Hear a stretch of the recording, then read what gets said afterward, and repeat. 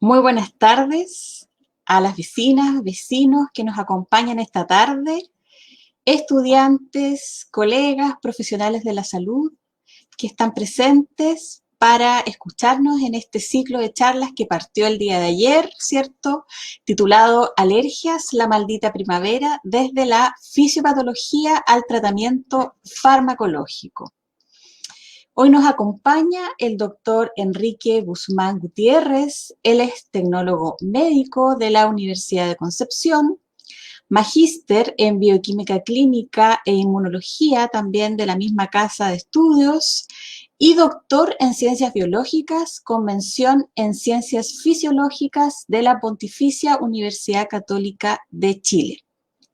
Se desempeña actualmente como académico e investigador del Departamento de Bioquímica Clínica e Inmunología de la Facultad de Farmacia, en donde participa como docente en asignaturas de Bioquímica Clínica, Hematología e Inmunología. Enrique, te queremos dar la más cordial bienvenida esta tarde. Para nosotros es un privilegio poder contar con tu experiencia en el ámbito del diagnóstico de las alergias y hoy nos vas a acompañar con una interesante charla que se llama ¿Cómo diagnosticar a las alergias en el laboratorio? Ayer tuvimos varias consultas asociadas al diagnóstico de este cuadro que es severo en esta época del año, por lo tanto es muy importante conocer desde tu mirada, ¿cierto?, cómo podríamos diagnosticar esta patología. Muchas gracias, Carolina, por primero la invitación a participar de este ciclo de charlas que me parece sumamente interesante y atingente, sobre todo en este tiempo en que ya estamos casi en la mitad de la primavera ya. Así que un gran gusto, digamos, de que me hayan invitado. También saludar al señor decano, quien también nos está acompañando en este ciclo de charlas, así que, digamos, también muchas gracias, digamos, por la invitación a participar. También, digamos, aprovechando, ¿cierto?, de agradecer, ¿cierto?, a los vecinos que nos están acompañando. Yo sé que desde el día de ayer ellos ya están participando y que hicieron muchas preguntas, así que yo los invito a hacer todo tipo de preguntas. Tal vez esta temática podría sonar un poquito más específica, pero estaré abierto, digamos, a contestar todas las preguntas desde que nosotros podamos contestar desde el área más del laboratorio. Exactamente. Así que aprovechen. Quienes hicieron consultas ayer pueden también conocer, ¿cierto?, la mirada o el enfoque del doctor Enrique Guzmán con respecto al diagnóstico. Quienes se suman hoy, ¿cierto?, a lo mejor van a ver algunas consultas que se van a repetir, pero nunca está de más, ¿cierto?, conocer las distintas miradas de los profesionales de la salud con respecto a esta área. Así que, Enrique, somos todo oídos para escuchar tu presentación y después entonces invitamos a los vecinos que nos hagan sus preguntas a través de el Facebook, ya sea de la facultad, de la Municipalidad de Hualpén, de la Municipalidad de Concepción, y vamos a tratar dentro de lo posible de contestar todas las consultas y también comentarles a los vecinos que mañana tenemos también otra charla con una colega químico farmacéutico que va a hablar sobre los medicamentos que vienen al rescate en esta patología, así que les dejamos a ella las consultas asociadas al tratamiento farmacológico y hoy nos enfocamos al diagnóstico. Perfecto. Ya, pues, Enrique. Muchas gracias. Vamos ahí. Ustedes me dicen perfecto. Ahí están viendo la presentación. Bueno, en esta oportunidad, como la doctora Carolina, ¿cierto?, comentó, la idea es que nos enfoquemos un poco más en cómo hacemos este diagnóstico de la alergia en el laboratorio, ¿ya? O cómo el laboratorio, ¿cierto?, impacta y participa en este tipo de diagnóstico, ciertamente en el cual la gran mayoría de nosotros ha estado, digamos, ha tenido síntomas, ¿cierto?, de alergia, en algún momento cuando pequeño tuvo algo, o algún miembro de nuestra familia, ¿cierto?, está envuelto, ¿cierto?, o está asociado, ¿cierto?, a esta patología, ¿ya?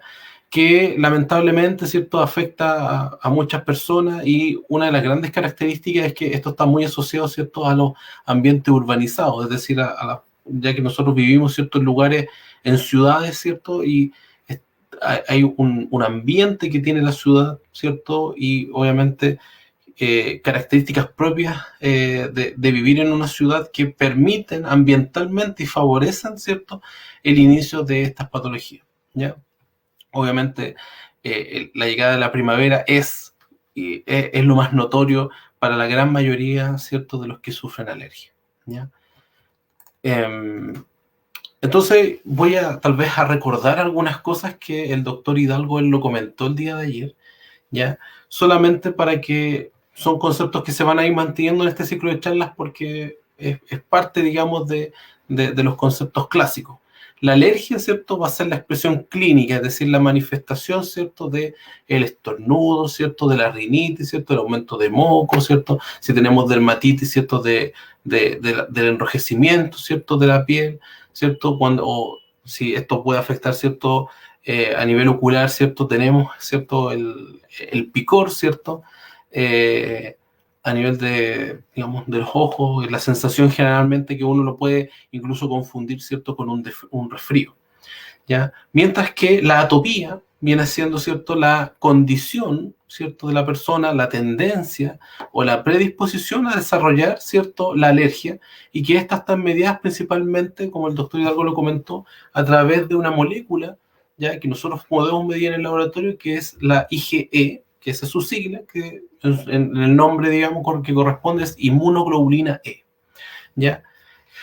Que esta atopía, ¿cierto?, se define clínicamente por la evidencia, ¿cierto?, de una o más pruebas cutáneas positivas o concentraciones elevadas de IgE total específica a alergenos específicos, entendiendo, ¿cierto?, que el alergeno, dentro del concepto inmunológico, se refiere, ¿cierto?, a esta molécula ambiental que normalmente no debería generar ninguna respuesta por nuestro sistema inmune, pero es reconocido, ¿cierto?, como un elemento extraño y se genera una respuesta inmune, ¿ok? De ahí, ¿cierto?, que esta alergia, ¿cierto?, dentro de las patologías que está inmersa, las patologías, perdón, el sistema inmune, existe una de ellas que se conoce como la hipersensibilidad inmediata, ¿ya?, o la hipersensibilidad tipo 1, de un conjunto de hipersensibilidades, ¿ya? Y ahí, ¿cierto?, entra, ¿cierto?, las alergias más comunes, ¿cierto?, a la cual, digamos, ahora estamos haciendo un poquito el estudio, ¿ya? Aquí hay participación de muchas células del sistema inmune que favorecen la síntesis de esta inmunoglobulina E, ¿ya? Hay una predisposición genética a presentar la enfermedad. Normalmente, ¿cómo se nota? No es que se hagan muchos estudios genéticos, sino que hay una historia familiar, ¿cierto?, que ¿cierto?, la mamá tiene el antecedente, el abuelo, la abuela también tiene el mismo antecedente, y eso demuestra un poco, ¿cierto?, que a nivel familiar, ¿cierto?, se va heredando, ¿cierto?, el mismo fenotipo, y eso da a entender que habría, ¿cierto?, una predisposición genética a generar las alergias, ¿ya? Y como lo habíamos dicho, ¿cierto?, los alergenos son finalmente los que van a generar esta expresión finalmente de la alergia, ¿ya? El ciclo, ya esto un poquito más inmunológico, también lo comentó el doctor Hidalgo el día de ayer, es que en algún momento de nuestras vidas, ¿cierto?, tuvimos exposición a este alergeno, y nuestro sistema inmunológico lo reconoció como algo extraño, ¿ya?, y generó una respuesta inmunológica para la síntesis, ¿cierto?, de esta molécula que hablamos, que es la IgE, ¿ya? Y esto es importante entenderlo, porque si queremos saber cómo se hace el diagnóstico, tenemos que saber, bueno, uno, cómo se sintetiza el IgE y qué es lo que hace este IgE finalmente, ¿ya? Entonces, este IgE, aquí me disculpo que se cortó, este IgE se une, ¿ya?, a un tipo de célula particularmente, que es el mastocito, ya que se encuentra en la mayoría de nuestros tejidos, ¿ya? Y este IgE, al estar unido al mastocito, uno dice, bueno, el mastocito queda sensibilizado, ¿ya? Entonces, en una primera exposición al alergeno, normalmente nosotros no tenemos síntomas, nosotros no nos damos cuenta, ¿ya? ¿Y qué es lo que logramos en esa primera exposición? Que nuestros mastocitos quedaran sensibilizados. posteriormente, en una nueva exposición ahora al alergeno, ¿ya? Por ejemplo, una primavera, ¿cierto? No pasó nada. En una segunda primavera, ahora llega, ¿cierto? El mismo alergeno, el mismo polen de pasto, por ejemplo, la misma caspa de perro, etcétera, que nosotros al inhalarlo, ¿cierto? Ahora es reconocido por la inmunoglobulina E, que se sintetizó en la primera exposición, ¿ya? Y eso genera una activación de las células, en este caso de los mastocitos, que liberan diferentes químicos en la zona en donde ellos se encuentran. Y eso va a generar finalmente la reacción de hipersensibilidad que finalmente viene siendo el aumento del moco, ¿cierto? De toda la sensación, ¿cierto? Asociada a la rinitis, el estornudo, ¿cierto? El enrojecimiento de la conjuntiva, etcétera, ¿ya? Si es la piel, ¿cierto? El enrojecimiento de la piel, ¿ya? El picor, ¿cierto? O el prurito. Y posteriormente, junto con esos químicos que se liberan ahí, ¿ya? También se liberan otros químicos que van a tener efectos a largo plazo. Entonces vamos a tener un efecto directo, ¿cierto? Y luego otras manifestaciones que se van a ir dando digamos, a las siguientes horas. Entonces, por eso normalmente cuando estamos frente a un evento alérgico, al principio tenemos, ¿cierto? Lo complejo, ya nos pica mucho una zona, ¿cierto? Tenemos mucha manifestación, pero siempre quedamos como con una especie de remanente, como que, ¿cierto? A las 2, 4 horas todavía tenemos, ¿cierto? Estos síntomas.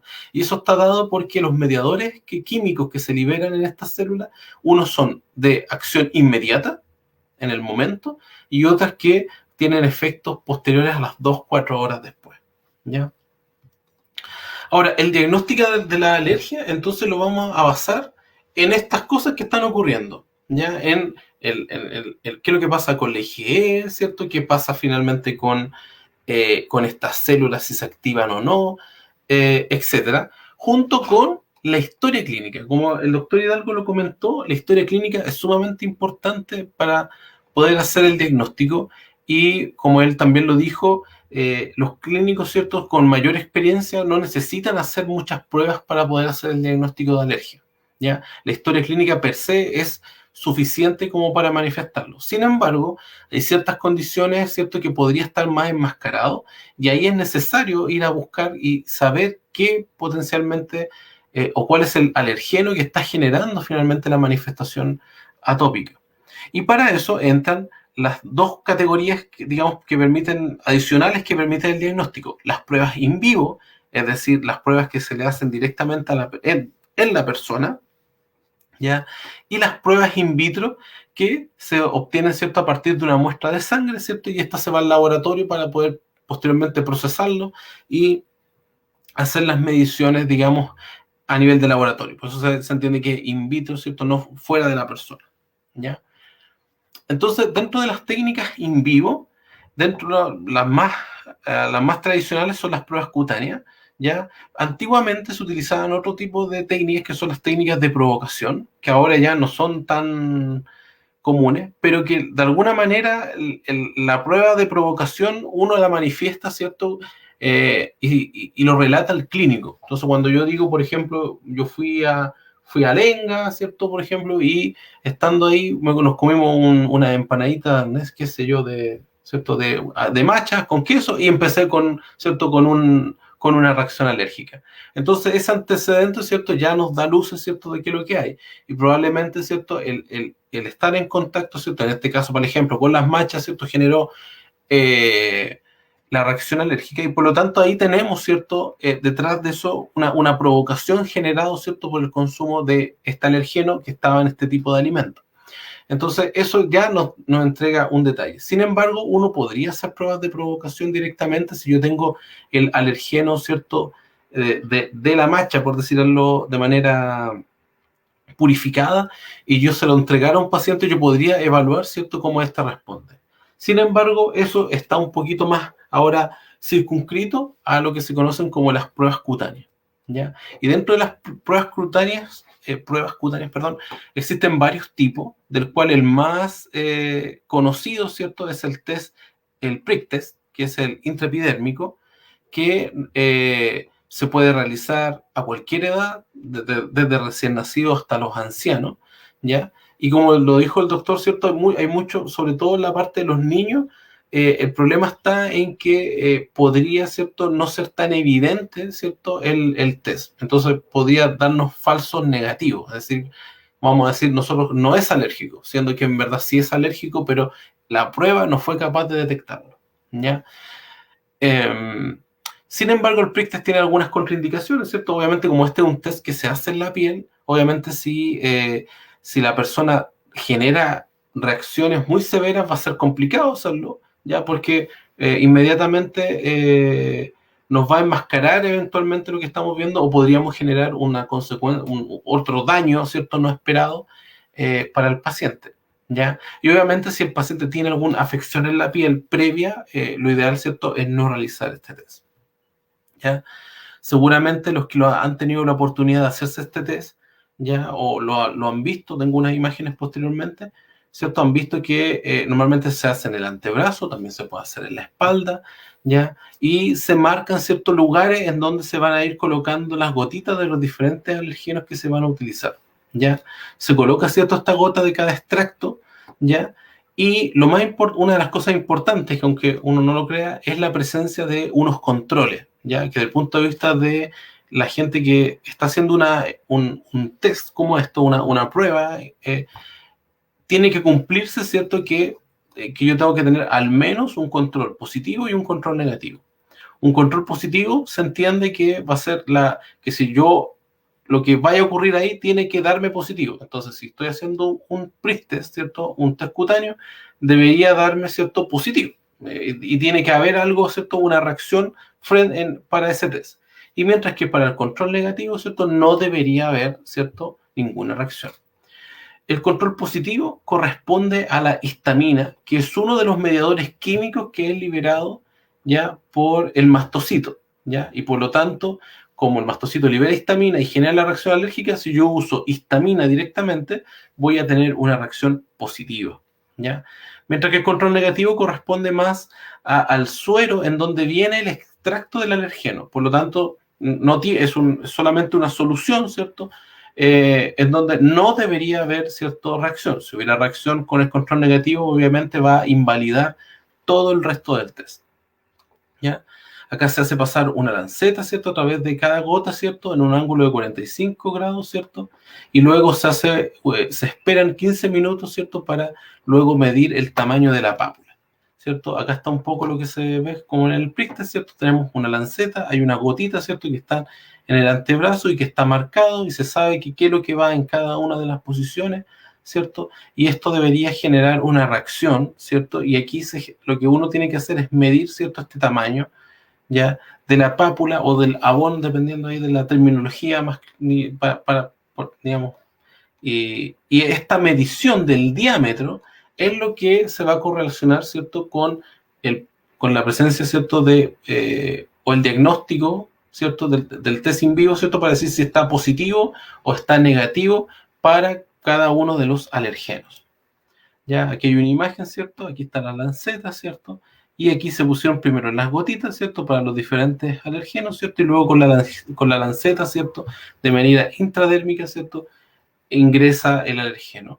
Y se debe esperar posteriormente los 15 minutos para ver qué es lo que pasa, ¿cierto?, si hay reactividad, ¿cierto?, a estos alergenos. ¿Ok? Aquí está un poquito qué es lo que está pasando, ¿cierto? Acá ingresa, aquí hay una inyección, ¿cierto? Pero en realidad aquí de manera intradérmica, ¿cierto?, la lanceta, si aquí afuera estuviese, ¿cierto?, la gotita, ¿cierto?, favorece, estimula, ¿cierto?, la entrada de este alergeno, ¿cierto? El alergeno al interior de la piel va a generar que los mastocitos se activen, ¿cierto? Y genera inmediatamente que el proceso inflamatorio que ocurre en esa zona permite la llegada de agua, ya los vasos sanguíneos se dilatan, llega más sangre a la zona y por eso se genera, ¿cierto?, un enrojecimiento de la zona, ya porque llega más sangre, ya. Y el abón, que es el nombre aquí, ¿cierto?, que sería la pápula, ya el aumento, ¿cierto?, del volumen, ¿cierto?, de la piel en esa zona, que es lo que finalmente se va a medir para decir, ¿cierto?, si el paciente es positivo o negativo para el alergeno que se está probando. Entonces, uno mide, ¿cierto? Este tamaño ya del abón, ¿cierto? No hay que medir el eritema, es decir, pues, el eritema, ¿cierto? Es toda esta zona roja, entonces lo que uno no mide, ¿cierto? Qué tan rojo se ve, sino que lo que uno mide, ¿cierto? Es esto, ¿no? ¿Ya? El resultado normalmente se expresa en milímetros, por lo tanto, esto se mide con una regla, ¿ya? Del diámetro mayor de la pápula, ¿ya? Eh, Normalmente se considera positivo, ¿cierto? Un edema mayor a 3 milímetros, ¿cierto? Con respecto al control negativo, ¿ya? ¿Qué cosas podrían afectar este test cutáneo? Normalmente la edad es extrema, ¿ya? Los recién nacidos, digamos, podrían tener menos reactividad, ¿ya? Y lo mismo que los más ancianos, porque el sistema inmunológico también, digamos, cumple edad junto con nosotros. Entonces, nuestro sistema inmune cuando son recién nacidos, digamos, es muy nuevo, podría estar todavía no generando una respuesta inmunitaria clara, entonces podría no haber, digamos, una respuesta en el test. Y en edades más avanzadas, ¿cierto? Nuestro sistema inmune está más envejecido y por lo tanto las respuestas son más lentas y puede que no se observen, ¿cierto? Resultados positivos. Ya habíamos dicho que el área del cuerpo donde se hacen estos tests normalmente es en la espalda y en el brazo. Muchas veces eso depende un poco del gusto, pero también del número de alergenos a probar. El brazo, digamos, es más limitado en el área que la espalda, ¿ya? La raza negra, digamos, por literatura, es más reactiva a este tipo de test. Entonces, en eso hay que tener mucho más cuidado, digamos, en personas, ¿cierto?, que por raza, ¿cierto?, podrían generar falsos positivos, ¿ya? Muy importante si es que está usando medicamentos, ¿ya? Porque el test, ¿cierto? Si está bajo uso de medicamentos, claramente va a haber reducción digamos, en los resultados y podrían dar falsos negativos. Ya por nosotros podemos decir, ¿cierto? No, usted no tiene nada, pero en realidad se está tratando. Y por lo tanto, la recomendación es dejar el uso de medicamentos al menos por 7 días, ¿ya? Entonces, el test cutáneo, la ventaja que tiene es que, bueno, tiene una buena sensibilidad, los resultados están al momento, o sea, la persona está viendo y seguramente le va a estar picando el brazo cuando esté viendo, ¿cierto?, dónde está ocurriendo, ¿cierto?, la reacción, ¿ya? Y es de bajo costo, ¿ya?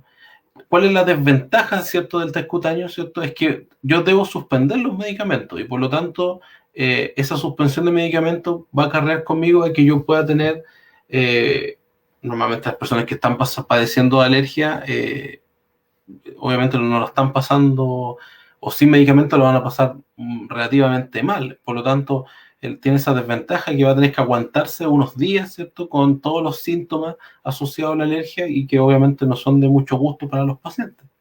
Ya existe riesgo de reacciones adversas en casos, digamos, de hipersensibilidades muy exacerbadas, ¿ya? Hay variación entre diferentes proveedores. ¿En qué sentido? Los alergenos cambian dependiendo del tipo del fabricante y por lo tanto la concentración, la calidad del alergeno podría generar que si yo me hago un test cutáneo en un lugar y yo me cambio de laboratorio para hacerme el test cutáneo en otro lado, podría tener diferencias en los resultados y va a estar dado porque va a cambiar el proveedor de los alergenos como también del operador, es decir, de la persona que me hace el test. ¿Ya? Entonces, depende de los reactivos, depende también de la persona que me haga el test. Si la persona tiene experiencia, probablemente no va a tener dificultades, pero si una persona que no tiene tanta experiencia, podría haber equivocaciones y errores en la operación del test cutáneo y obviamente va a generar dificultades para la interpretación de él mismo. ¿Ok? Entonces, habíamos dicho, ¿cierto?, que los controles son muy importantes y el control positivo, ¿cierto?, tiene que dar positivo, ¿ya? Por lo tanto, si el control positivo no da, ¿ya?, inmediatamente eso podría detectarnos que hay uso de medicamentos, ¿ya? Porque si el control positivo no está dando, ya lo más probable es que si está usando antihistamínico, es muy probable, ¿cierto?, que la histamina no genere efecto. Por lo tanto, eh, inmediatamente va a ser una detección. Y la lata va a ser, ¿cierto?, que va a tener que venir otro día y lo hizo perder tiempo digamos, a la persona que está haciendo el test y el mismo paciente, ¿ya? También podría detectar pacientes que tengan baja reactividad de la histamina, ya eso un poco más raro, ¿cierto? Pero también se podría generar esa observación, ¿ya? Y obviamente es un control de la técnica para poder aplicarlo. En el caso del control negativo, ¿cierto? Es muy importante, ¿cierto? Que no haya ciertos resultados, no observar la formación de una pápula. Si fuera así, uno podría estar sospechando eventualmente de contaminación de la lanceta, como también podría estar pasando que exista algún tipo de reactividad contra el solvente, en la solución, en el líquido en donde viene, ¿cierto?, disuelto el alergeno, ¿ya? Entonces, y obviamente si el control negativo da positivo, invalida todo el resto, ¿ya? Porque cualquier cosa que me hubiese dado positivo podría deberse al diluyente y no al alergeno, al alergeno mismo. Entonces la pregunta es, bueno, ¿el test cutáneo? Súper, porque nos puede resolver de manera fácil el tema. Pero cuando no es posible, por ejemplo, si tenemos una hipersensibilidad muy exacerbada, no podemos dejar de tomar medicamento, entonces tenemos que tratar de ver otro tipo de técnica. Y ahí aparecen las técnicas que son llamadas in vitro, que son las clásicas del laboratorio. ¿Y cuándo las podemos usar? ¿Cierto? Cuando el test cutáneo está contraindicado. Por ejemplo, historia de shock anafiláctico, no se puede utilizar, ¿cierto? El test cutáneo. Ya, dermografismo, reacciones alérgicas más severas, ya, cuando hay discrepancia entre la historia clínica y el test cutáneo. Por ejemplo, el test cutáneo me dio positivo muy fuerte el chocolate, pero la persona come chocolate siempre y no pasa nada, ¿ya?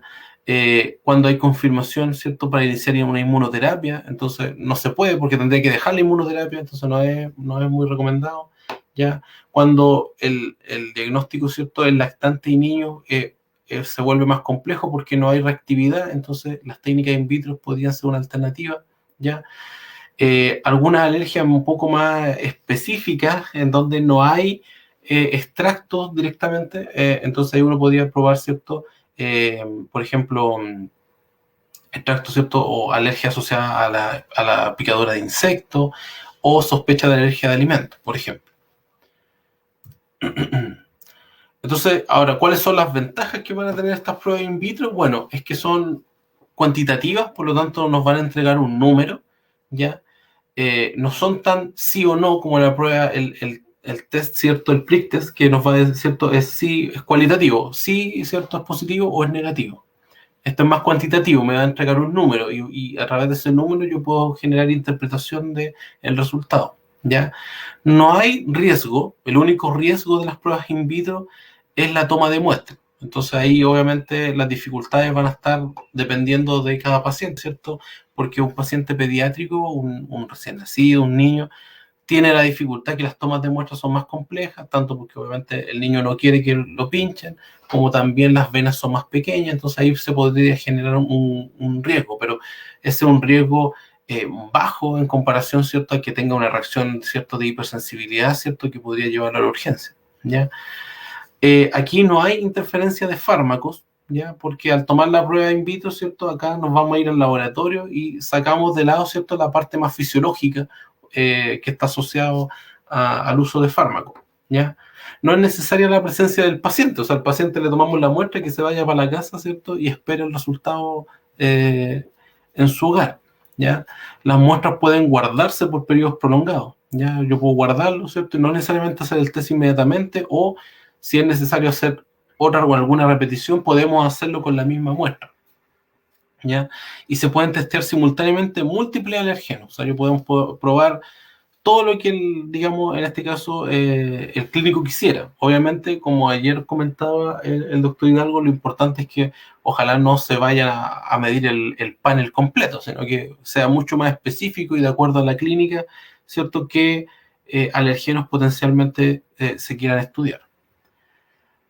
¿Qué podemos medir en el laboratorio entonces? Bueno, podemos medir varias cosas, que son principalmente estos 5. Podríamos evaluar, ¿cierto?, los eosinófilos, la IgE total o la inmunoglobulina E total, la inmunoglobulina E específica, ya en este caso específica para el alergeno que a mí me interesa, pruebas que son un poquito más avanzadas, que son las pruebas de activación de basófilo, ya, que existen dos tipos, el CAS y el BAT, y puedo evaluar mediadores lipídicos y proteicos que se generan a partir, digamos, de la activación de los basófilos, ¿ya? Entonces aquí está un poquito un esquema en donde se muestra, ¿cierto? Bueno, los eosinófilos aquí no están, ¿ya? Pero uno puede evaluar, ¿cierto? Los niveles de IgE, ¿cierto? La IgE total, la IgE específica, ¿cierto? Puedo evaluar, ¿cierto? La expresión de marcadores de activación de basófilos, ¿ya? O puedo medir, ¿cierto? La generación de las sustancias químicas que libera, ¿cierto? Este basófilo o mastocito, ¿ya? Y yo lo puedo medir directamente en el plasma, ¿cierto? Y esto me da la luz, ¿cierto?, de que hay activación de estas células, ¿ya? Y por lo tanto se van a generar todas las complicaciones o la manifestación clínica, ¿cierto?, de la patología. El hemograma es un examen muy básico que se hace en la 100% de los laboratorios clínicos. ¿Ya? El hemograma, aparte de que nos puede servir, ¿cierto?, si es que la persona está cursando con anemia, ¿cierto?, si hay algún tipo de alteración a nivel de los leucocitos o de las células blancas, a nosotros puntualmente en el contexto de las alergias nos importa, ¿cierto?, estudiar, bueno, qué está pasando con los leucocitos o las células, ¿cierto?, blancas que se conocen. ¿Ya? Nosotros sabemos que en nuestra sangre tenemos los glóbulos rojos o los eritrocitos, tenemos plaquetas y todo el resto corresponde a los leucocitos. Y dentro de los leucocitos existen varios tipos de células que se pueden estudiar. Hay unas más importantes que otras dependiendo del contexto de la enfermedad. En el caso de la alergia, es de mucho interés qué es lo que pasa con el conteo de eosinófilos, que mirando, ¿cierto?, al microscopio, ¿cierto?, y con una tinción particular, se observan de este color, y muy llamativos y son muy bonitos al verlo al microscopio. Normalmente en el hemograma ya se hace una fórmula diferencial que se llama, que me determina el porcentaje de cada una de las células que yo tengo, del punto de vista de los leucocitos. Entonces yo cuento 100 leucocitos de un paciente y veo qué porcentaje hay de cada uno. Lo normal es que un paciente, del punto de vista en porcentaje, tenga entre 0% de eosinófilos hasta un 4% de eosinófilos. ¿Ya? Por lo tanto, cuando nosotros estamos frente a una condición de un paciente en donde el conteo de eosinófilo relativo, es decir, en porcentaje, esté sobre un 5 o 6%, eso nos da origen entonces a un concepto que se conoce como eosinofilia o aumento en el recuento de eosinófilos en sangre. ¿Ya? Esto obviamente va traducido, ¿cierto?, en que uno puede determinar cuánto es el número total de eosinófilos. ¿Ya? Esto es una cosa por matemática, uno puede determinar el recuento absoluto, ¿cierto? Y ahí yo puedo determinar, ¿cierto?, si existe eosinofilia absoluta, es decir, un aumento en el recuento de eosinófilos. El aumento del recuento del eosinófilo ahora me da luz, ¿cierto?, de que probablemente pueda existir alergia, pero también ya la eosinofilia se observa en otras patologías, por lo tanto, el test del hemograma no es específico, solamente me está demostrando que existen características propias asociadas a una alergia. Otras condiciones que cursan con eosinofilia, ya que ahora no son tan comunes, son las parasitosis, ¿ya? Es decir, tener parásitos intestinales principalmente. ¿Ya? Ustedes, tal vez los más jóvenes no, pero los que estudiamos y las personas con mayor edad pueden recordar que antiguamente existían parasitosis, digamos, que la gente se infestaba, por ejemplo, con helmintos, con gusanos intestinales, y la presencia de estos gusanos intestinales, ya, como respuesta y manifestación, generaba eosinofilia y generaba prurito nasal, es decir, picazón de la nariz, picazón a nivel de los ojos, ¿cierto? Entonces había era como muy similar a lo que estaba ocurriendo con la alergia, ¿cierto? Pero que se manifestaba de esa manera. Aparte de los problemas gastrointestinales que manifestaba este paciente con la presencia de los parásitos. Sin embargo, este paciente está cursando con hematológicamente de la misma manera, pero no tiene obviamente parásitos y por lo tanto eso nos da a entender que aparentemente esto está cursando con algún tipo de alergia. ¿Ya? El hemograma solamente nos va a manifestar eso, no nos va a decir qué tipo de alergia tiene este paciente, si para tal o cual alergeno, solamente nos va a manifestar la presencia de estos aumentos de eosinófilos. El segundo parámetro de laboratorio que se puede utilizar y que es bastante utilizado, es la medición o la cuantificación de inmunoglobulina E total, ¿ya? Aquí existen muchos tipos de técnicas que se utilizan para medir la IgE total, ¿ya? Y por lo tanto la sensibilidad depende un poco de los kits que se utilicen o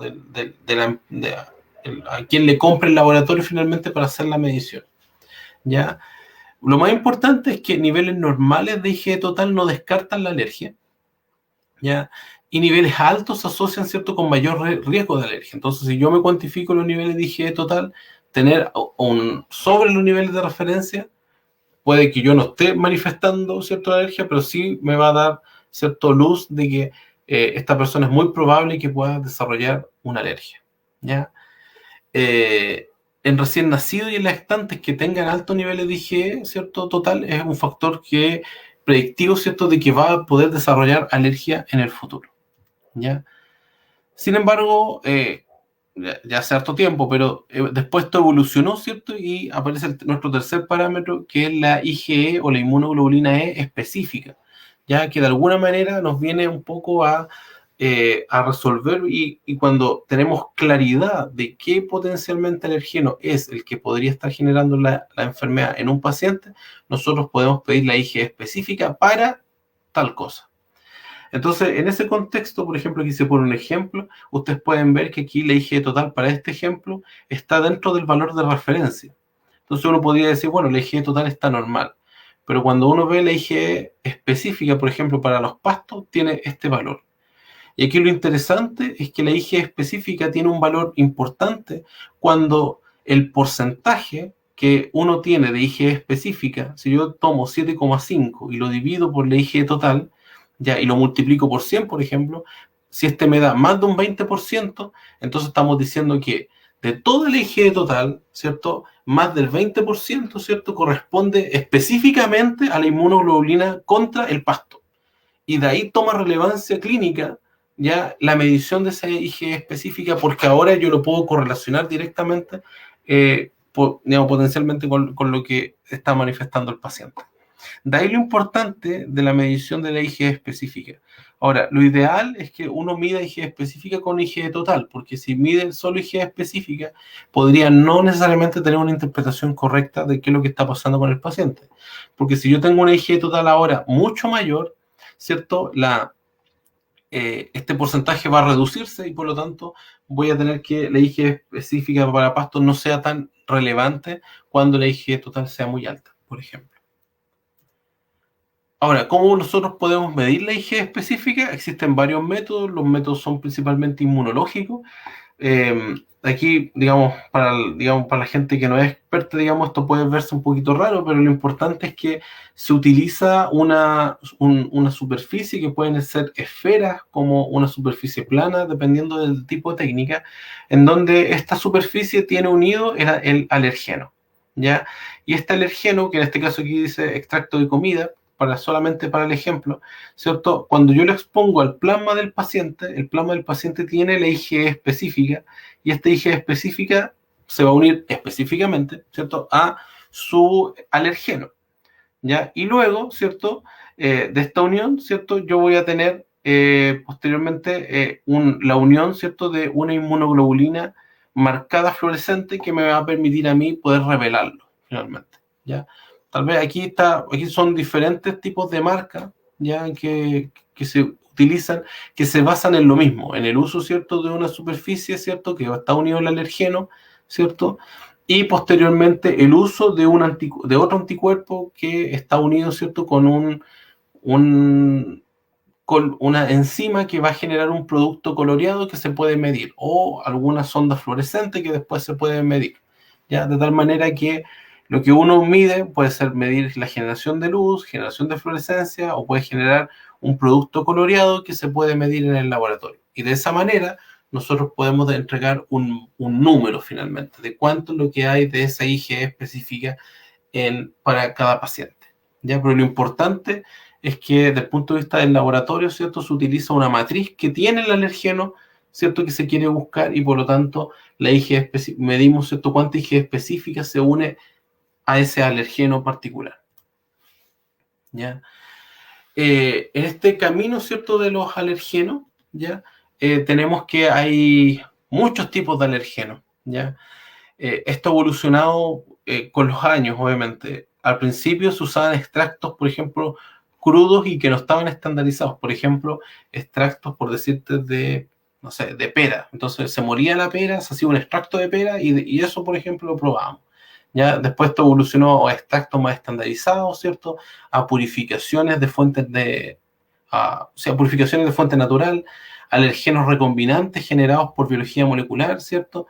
Y el futuro va un poco al mapeo de la inmunoglobulina E, a saber, ¿cierto? Si yo conozco qué inmunoglobulina E tiene, ¿cierto? Y puedo determinar justo la zona que me permite unirse con el alergeno. Si yo estudio esa zona, yo podría determinar específicamente a qué se va a unir esa IgE específica de ese paciente, a qué tipo de alergeno, ¿ya?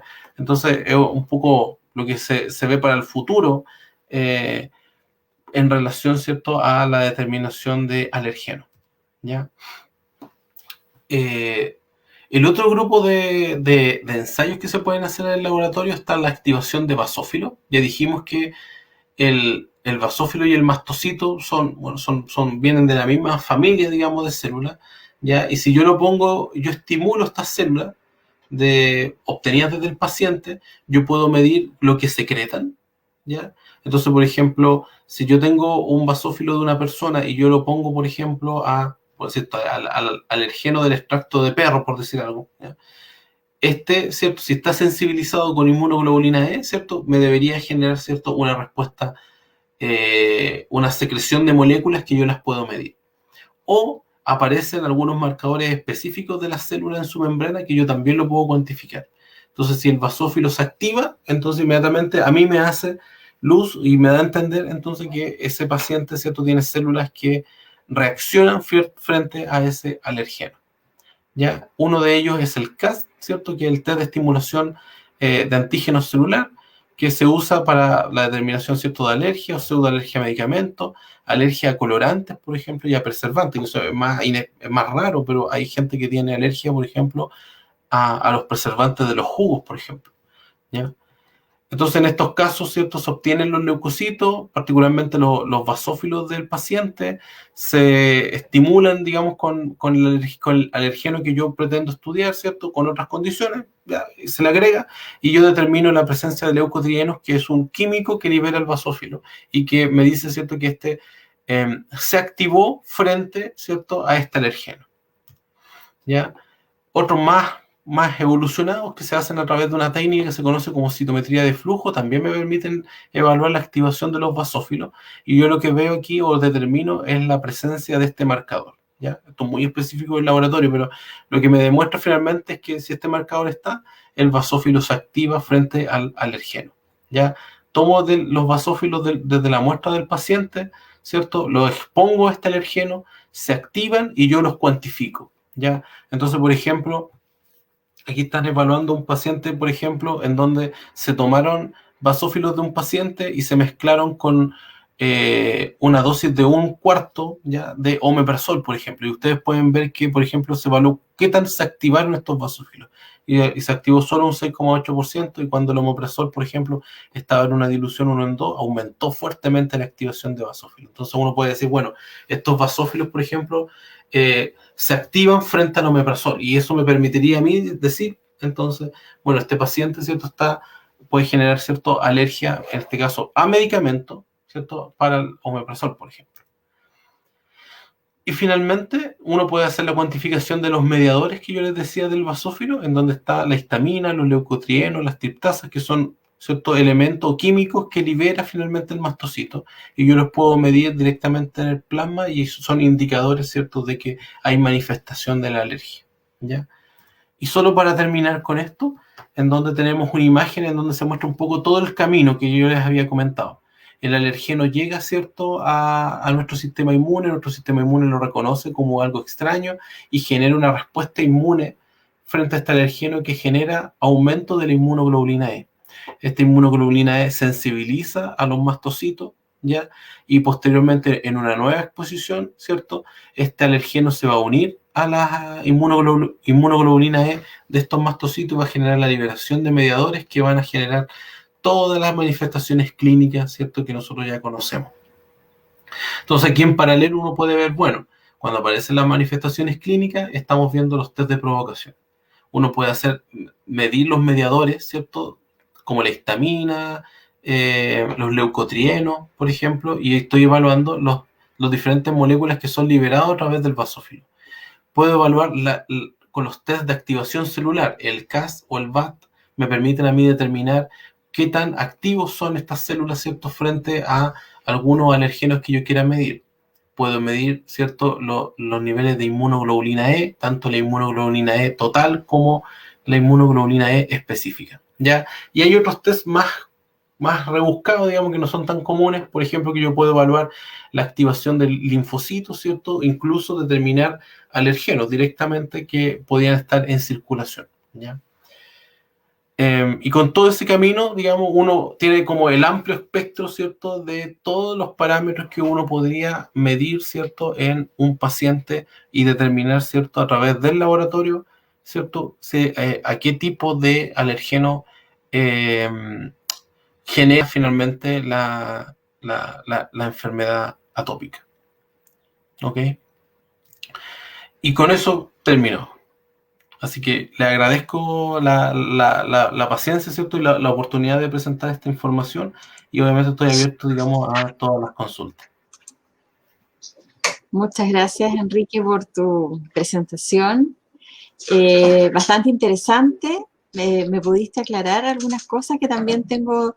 Yo, para las personas que no me conocen, tengo una formación científica del área de la salud, pero aún así me es muy, muy específico lo que tú hablaste, ¿cierto? Me cuesta mucho entenderlo, por lo tanto me imagino también que muchas de las personas que estuvieron presentes y vecinos a lo mejor también les costó un poco comprenderlo, ¿ya? Así que voy a tratar de transmitirte sus preguntas y Claro. hacerte algunas también que me quedaron ahí, quedé con la duda, ¿ya? Por ejemplo, una vecina pregunta, cuando a uno le preguntan, y eso es típico, cuando uno va a hacer un examen médico y le dice, ¿es alérgico a algún medicamento? Y uno en realidad dice, bueno, de lo que he tomado en realidad nunca he manifestado nada, así que no soy alérgica. Pero por lo que tú nos mostraste al final, ¿cierto?, de tu presentación con este ejemplo del omeprazol, o sea, yo podría eventualmente hacerme una batería, un test haciéndome una batería de medicamentos, o es algo que en realidad no se hace. O sea, si yo estoy expuesto a los medicamentos que habitualmente se utilizan y no puedo responder con confianza, no, ¿cierto? O sea, yo creo que ahí obviamente, yo creo que si estuviese el doctor Hidalgo, yo creo que él diría obviamente que esto depende de la clínica para poder hacer este tipo de ensayo. Porque si uno si lo quisiera hacerse, claro, yo creo que si tiene, digamos, con la parte económica, ¿cierto?, para poder hacerse todos los tests y hacerse un panel para determinar finalmente a qué tipo de alergeno o fármaco, por ejemplo, podría estar podría tener yo reacción, claro, podría hacerlo. Pero sin embargo, cuando se hace esa pregunta, finalmente viene un poco de la historia clínica del paciente, de lo que recuerda, porque lo tradicional, ¿cierto?, es los medicamentos, por ejemplo, antibióticos, que es clásico, que es como lo más clásico, ¿cierto?, que uno escucha de que hay reacción alérgica, o paracetamol, ibuprofeno también aparecen. Ahora, tradicionalmente eso es más que nada por la historia, digamos. O sea, yo tuve el antecedente que me dio y de ahí en adelante, ¿cierto?, yo evito, ¿cierto?, el uso de ese medicamento, ¿ya? Entonces, respondiendo a tu pregunta, de poder hacérselo, se puede hacer. Ahora, no todos los laboratorios hacen ese tipo de test. Es un test muy específico, ¿ya? Que normalmente, por lo menos que yo lo que entiendo, que acá en Conce, entiendo que no se hace, pero ahí podría estar yo equivocado, ¿ya? En Santiago yo sé que sí lo hacen, ¿ya? Sí lo hacen. Pero obviamente yo creo que la recomendación, digamos, no es como hacerlo. O sea, si tiene los medios, claro, ni un problema. Ningún problema, sí, sí. Eso es importante, sobre todo las alergias a antibióticos, porque a veces uno no tiene muchas alternativas dado el espectro de los antibióticos y lo bueno sería cerciorarse si efectivamente es esa molécula o es el excipiente del antibiótico el que está provocando a lo mejor algún cuadro alérgico, ¿cierto? Ahí va un poco lo que yo les comentaba, el futuro del estudio de los alérgenos. Porque el alergeno, aquí como ahora me ven un poco, nosotros por un lado vamos a tener el alergeno, ¿cierto? Y vamos a tener la inmunoglobulina, ¿cierto? Que lo selecciona. Entonces nosotros siempre estudiamos el alergeno. La inmunoglobulina la dejamos un poco, solo la cuantificamos. Pero si yo sé esta zona que es del alergeno, que reconoce digamos, al alergeno, si yo lo estudio y yo soy capaz de determinar la estructura que tiene y la forma, yo podría decir, bueno, esta inmunoglobulina E va a reconocer todos estos elementos. ¿Ya? Para allá apunta el futuro un poco de la determinación del alergeno, porque hay muchos trabajos que demuestran que esta zona, digamos, de la inmunoglobulina que reconoce específicamente el alergeno, es lo que a mí me dice finalmente, o me determina la variedad, porque no es solo un alergeno, pueden ser varios, y sobre todo los antibióticos, porque tú tienes antibióticos, ¿cierto?, que estructuralmente son muy similares uno al otro. Cambia una pequeña molécula, usted lo maneja mucho mejor que yo esa parte, pero químicamente, digamos, no son grandes variaciones. Claro. Entonces, basta que la inmunoglobulina reconozca la zona que sea más común en todas esas moléculas y listo. Todas las moléculas son lo mismo, todas las moléculas generan alergia. Por lo tanto, si yo supiera hacer a qué potencialmente se puede unir, entonces yo te puedo decir inmediatamente, mira, midiendo su IgE, reconoce todo este patrón de antibiótico, todo este patrón de medicamentos, o todo estos epítopes, digamos, alergenos, y por lo tanto, todo esto es lo que usted debería evitar, por ejemplo. Claro. Ese es el futuro, ¿eh? El futuro. Sí. Yo tengo una consulta acá, bien específica, que es de el médico César Fernando Robles. Dice, ¿el uso de carboxipeptidasa es utilizada en la investigación para alergias? Uy, ahí me pilla, digamos, con respecto, ¿cierto? Si es que es propio de la investigación, porque ahí, digamos, no sabría comentar directamente si se utiliza, digamos, para la investigación. Ahora, yo entiendo, sí, yo creo que si él se está refiriendo al uso de enzimas, por ejemplo, para ciertos tipos de alergenos y generar modificación de alergenos para evitar que estos vayan a generar algún tipo de complicación. Si es eso, yo entiendo que sí, porque, por ejemplo, sobre todo alergeno alimentario, entiendo que se puede utilizar un tipo de tratamiento previo para evitar, digamos, la generación digamos, de las reacciones alérgicas. Y de esa manera, ese cambio estructural finalmente de la molécula permite, ¿cierto?, que no sea reconocido por la IgE, ¿cierto?, y se puede utilizar. Ahora, pero, digamos, sí, es bastante específica la pregunta, entonces no quisiera comprometerme en decir, ¿cierto?, si se está utilizando particularmente esa enzima, digamos, para el estudio, digamos, asociado a la alergia. Y también nos comenta, si puedes nuevamente, fíjate que tú lo comentaste en tu primera diapositiva, dejar más en claro la diferencia entre alergia y atopía. Yo no sé si pongo la presentación o solamente... Como quieras, sí, no hay ningún problema. Sí. Bueno, yo no manejo la presentación ahí. Ahí está. Pero... No, yo... Dice, No, sí, entendí la pregunta. Así es que la yo... diferencia entre atopía y el hecho de tener una alergia. Esa es la pregunta. Sí, porque finalmente la alergia va a tener que ver con la manifestación clínica, es decir, con todos los antecedentes, ¿cierto?, que se manifiestan frente, ¿cierto?, a la reacción propiamente tal, ¿ya? Mientras que el concepto de atopía va a ir directamente a la tendencia, ¿cierto?, que yo vaya a generar, ¿cierto?, una alergia propiamente tal, ¿cierto?, y que está mediada por una IgE y que yo la puedo demostrar a través de algún cambio positivo. En este sentido, un test cutáneo, una inmunoglobulina específica o alguno de los diferentes tests que nosotros mostramos que determina que ese alergeno genera, ¿cierto?, la enfermedad. Entonces, la alergia va a ir directamente de la mano, ¿cierto?, con esta predisposición, ¿cierto?, a generar la atopía y que yo la demuestro a través de un test, ¿cierto? Y la atopía es la manifestación clínica. Es decir, si yo genero dermatitis, por ejemplo, esa es la atopía, la dermatitis, probablemente tal. Y la alergia, ¿cierto?, es que yo diga, es que la dermatitis, ¿cierto?, fue inducida, ¿cierto?, por una IgE específica al pasto, por ejemplo, y que fue sobre un 20%. Entonces, yo puedo decir que la alergia no es el pasto. Entonces, ahí yo estoy manifestando finalmente la atopía. No sé si... No, sí, sí. A mí me queda claro. Mira, aquí hacen una consulta también a una persona, le diagnosticaron rinitis alérgica y le dieron a tomar desloratadina. Sin embargo, no sabe a qué realmente es alérgico, me dice esta persona.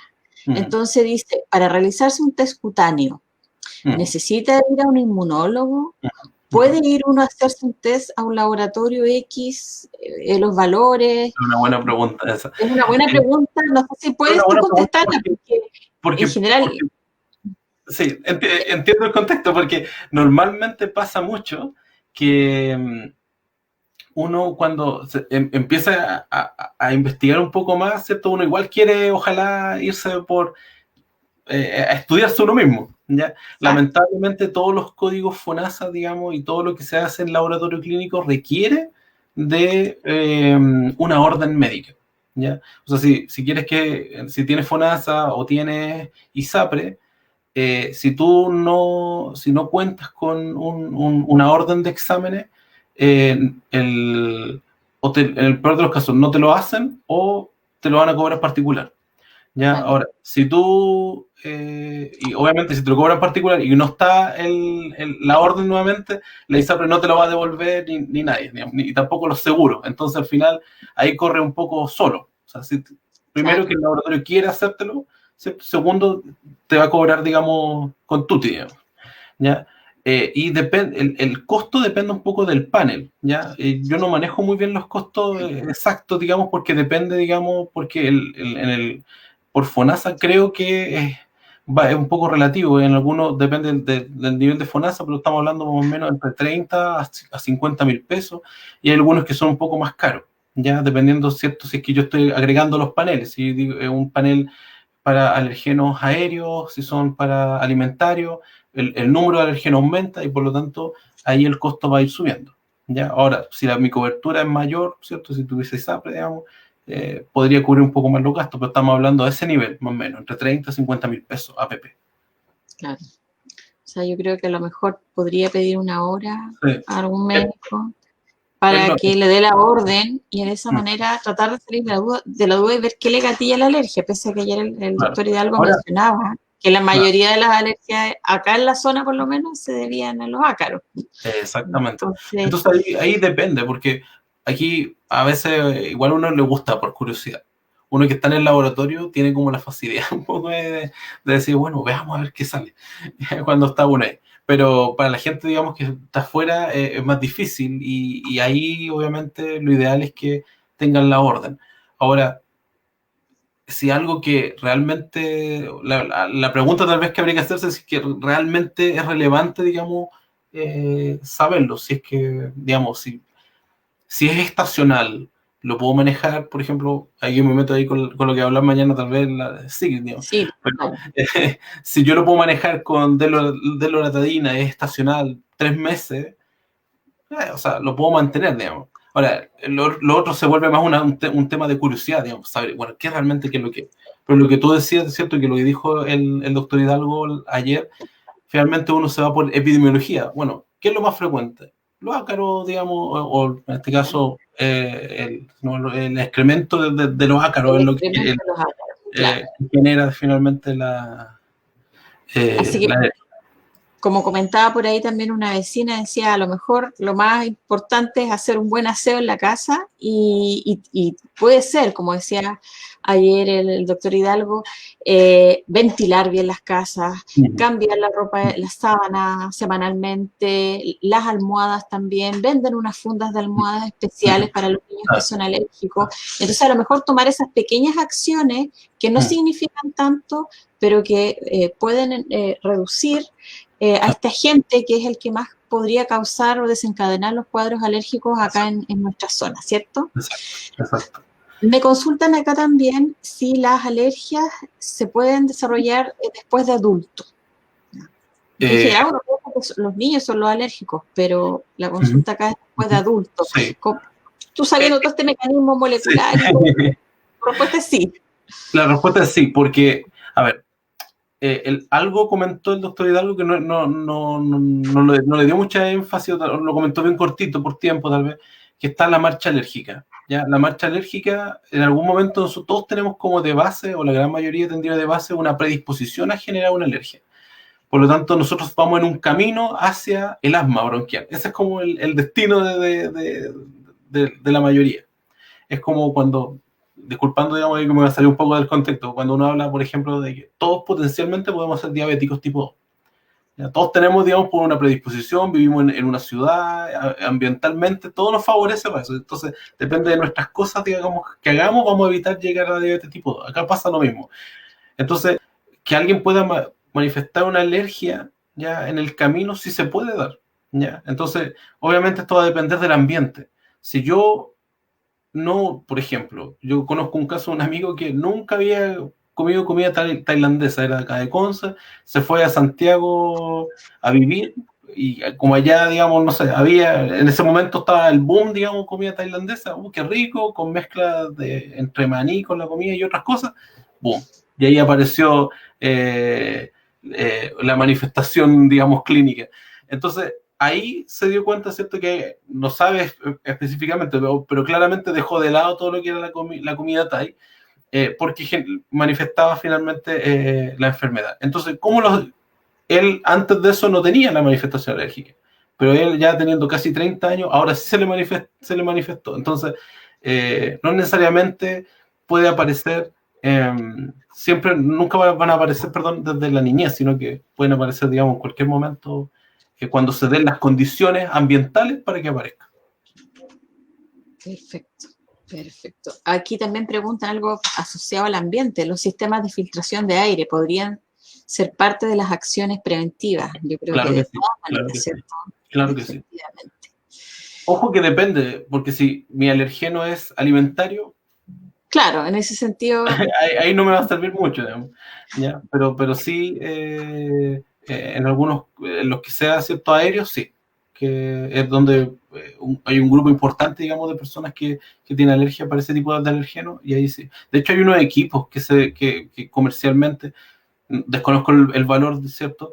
Que son para tenerlos dentro de la casa, que son como recirculadores de aire que lo hacen pasar por un sistema de filtro, ¿cierto? Y de alguna manera te limpian, ¿cierto? De alergenos o contaminantes ambientales. perfecto. Aquí consultan y está en relación a algo que tú comentabas, de la diferenciar cuando hay una eosinofilia, cuál es la causa.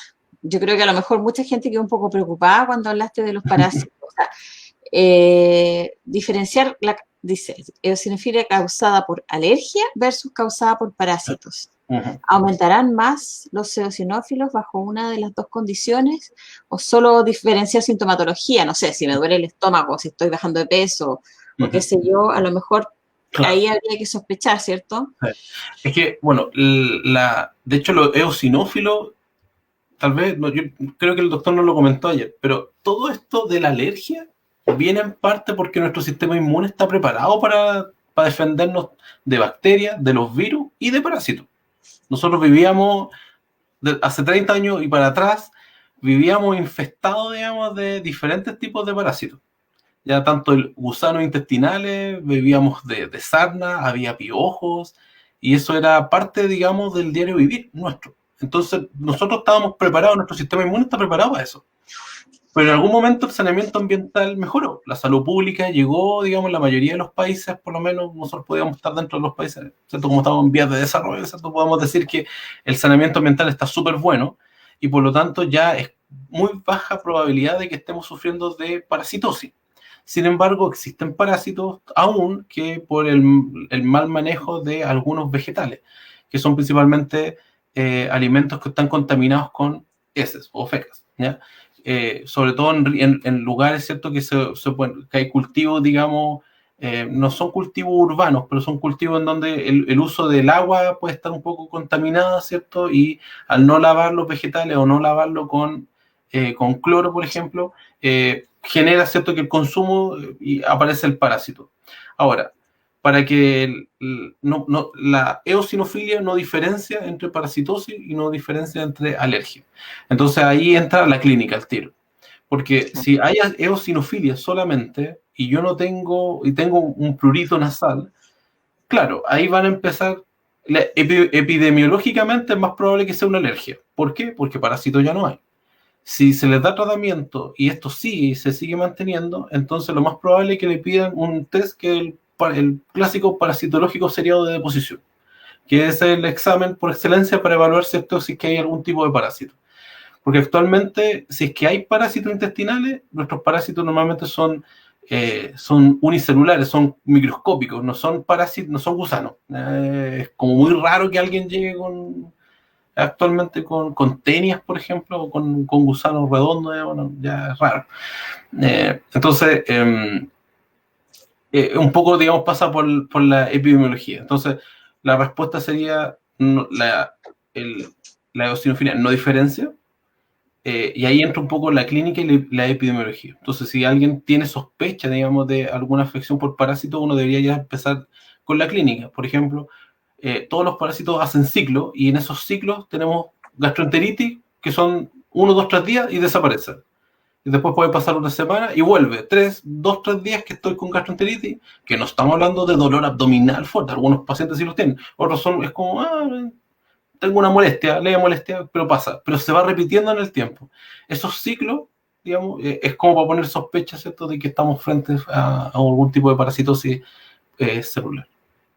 Perfecto. Oye, disculpen si soy muy específico, pero... No, no te preocupes, no te preocupes. Sí, por lo que leo acá, la gente encuentra todo interesante, así que se entiende, se entiende. Oye, quería hacer una consulta, Enrique. Cuando uno se hace estas pruebas, ya, para poder diagnosticar, el tema de cuándo hacerse estas pruebas es importante. O sea, ¿vale la pena que yo me haga estos controles ahora en plena primavera, por ejemplo? Ya. O estacionalmente tú dices, sí, igual algo vamos a ver, aunque estemos en plena primavera, o tú definitivamente me dices, no vale la pena, vas a perder tu plata, no te conviene. ¿Cuál es tu opinión? Yo creo que ahí, bueno, primero depende del test, pero lo mejor es que no se haga, por ejemplo, en la temporada o cuando está con la sintomatología. La alergia, como sabemos, está con uno. Por lo tanto, el mejor momento de hacerse un estudio de alergia es cuando yo no tengo los síntomas o cuando no esté en la estación que se produzca. Por ejemplo, como estamos hablando de la primavera, ¿cierto? La maldita primavera. Este es el peor momento para hacerse un test de alergia.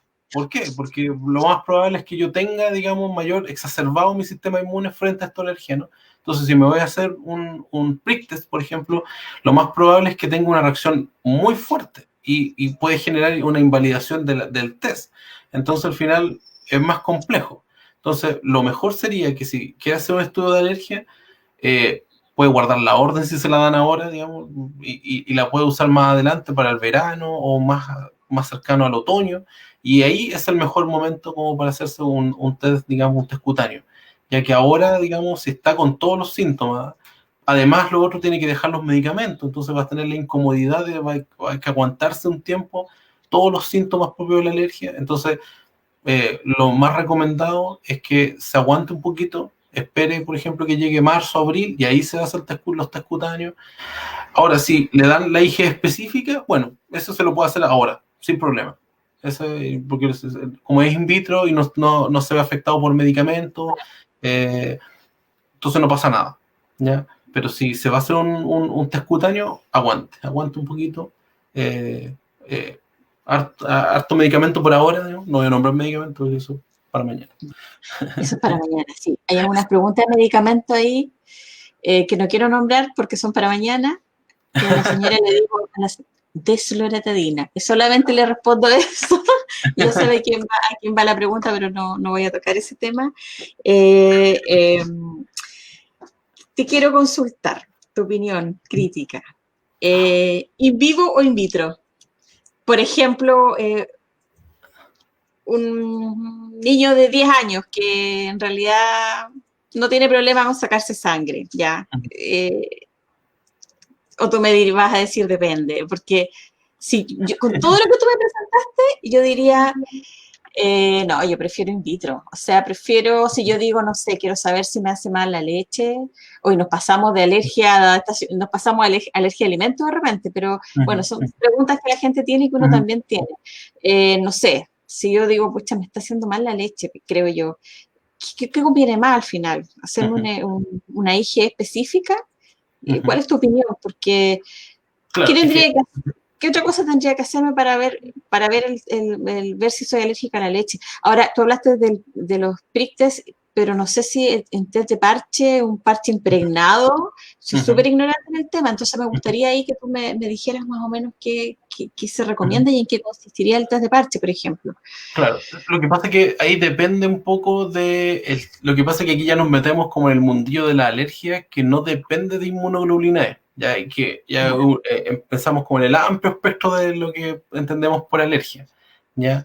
Entonces ahí ya estamos hablando de otros tipos de alergia, y en ese contexto ahí podrían hacerse otros tipos de test. Estoy pensando, por ejemplo, para determinar metales pesados, por ejemplo, el oro, plata, plomo, por ejemplo, o ya otros tipos de moléculas.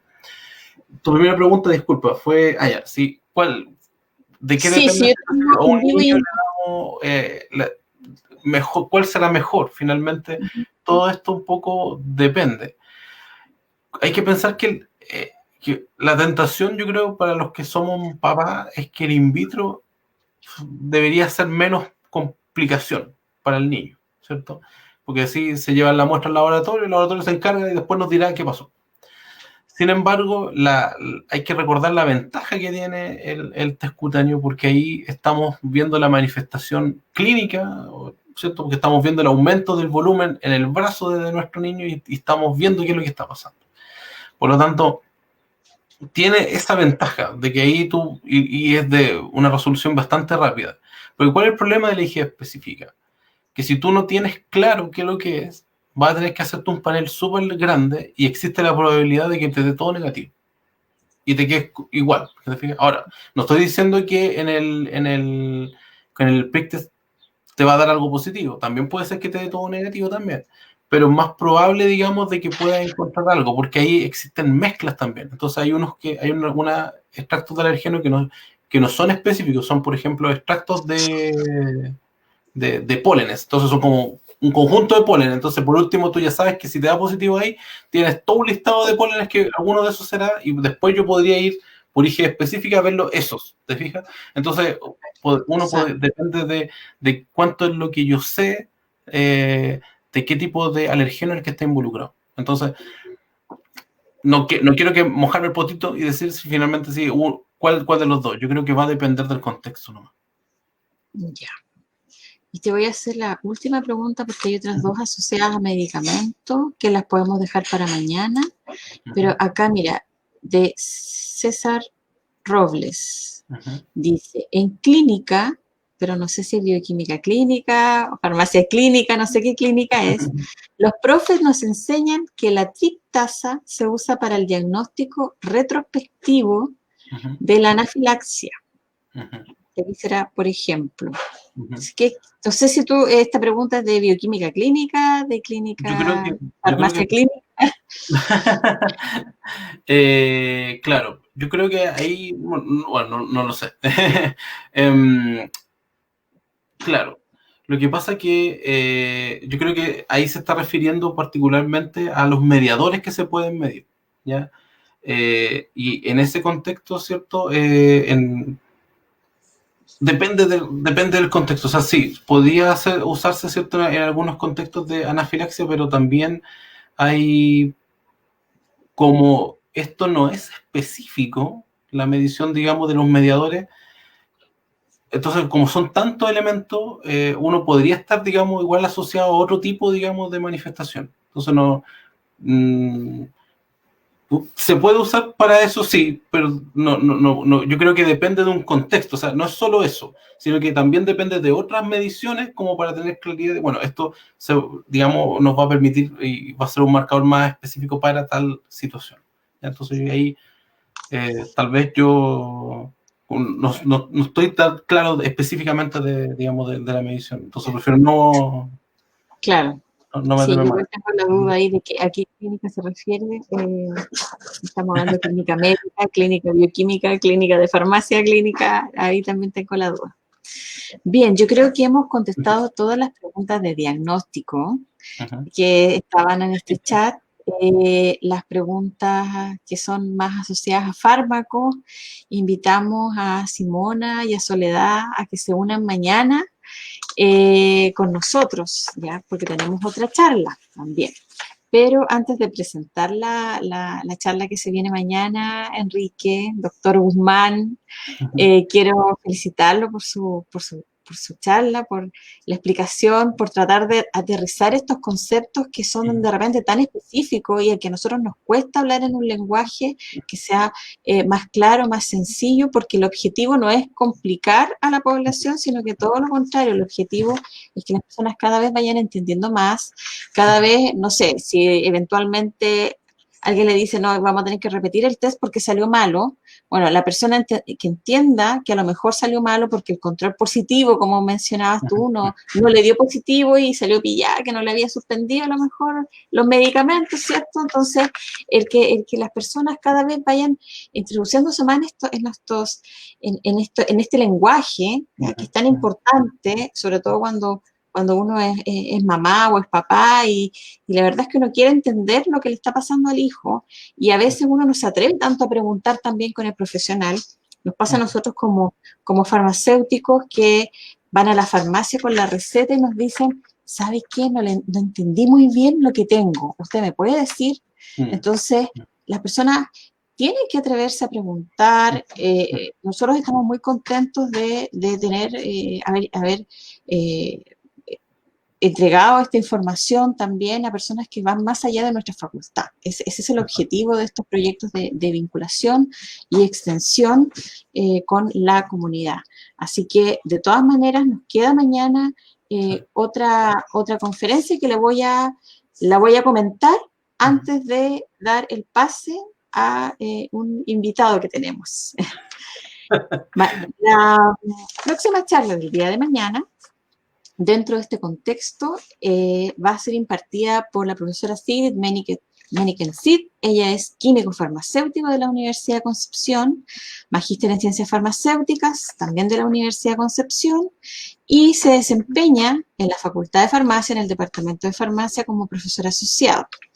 Es directora del programa de magíster en ciencias farmacéuticas y directora del Departamento de Farmacia. Así que ella nos va a hablar sobre los medicamentos al rescate. Vamos a poder ahí dar esta diferencia que en algunos medicamentos que nos comentaban acá, diferencia entre loratadina, desloratadina, por ejemplo, o cuál sería más indicado para a lo mejor tratarse previamente a la exposición. Si sabemos que nos va a dar alergia en este periodo de tiempo, a lo mejor podemos prepararnos un poquitito antes, ¿cierto? Entonces, toda esa información va a ser entregada el día de mañana en la conferencia de nuestra querida colega Sigrid Meniken. Por mi parte, agradecerte nuevamente por tu charla, invitar a todas las personas que nos acompañaron hoy, que nos acompañaron ayer también para que se puedan sumar mañana. Y ahora sí, cedo la palabra. A ver si se puede unir mi vecino, que está aquí muy cerquita.